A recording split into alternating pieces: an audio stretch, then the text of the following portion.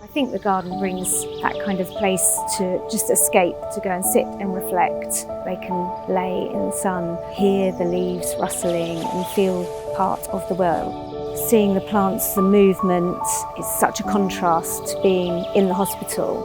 As often as possible I would get out here. But it was just a great place to contemplate life and it really lifted my spirits, and even it's quite a bit of a sun trap, and it was just nice to feel the sun on your face and a bit of breeze, and it became, my happy place. The Harefield Healing Garden made such a difference to visiting my husband, to see his face light up because he was able to be outside with a monitor, but be able to be in the fresh air was just very, very important to both of us.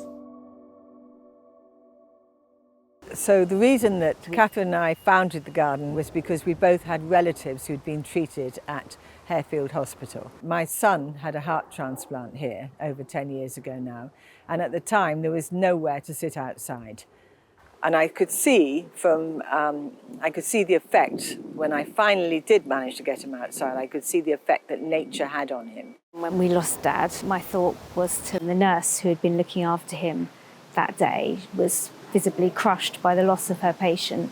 And I did have that fleeting thought of, where do you go now before you go back to work? Because this is massive. I found it very claustrophobic being in the room all the time.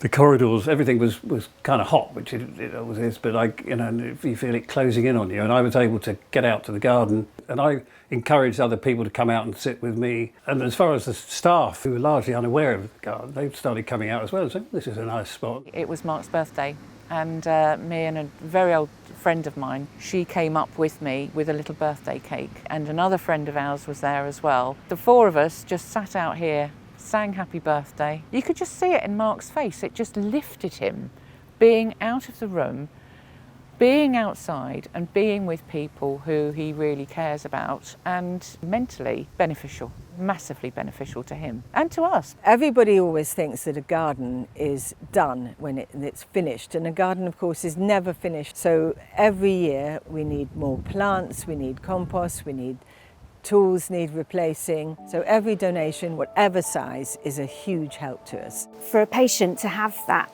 life just outside your door, easily accessible, is so beneficial.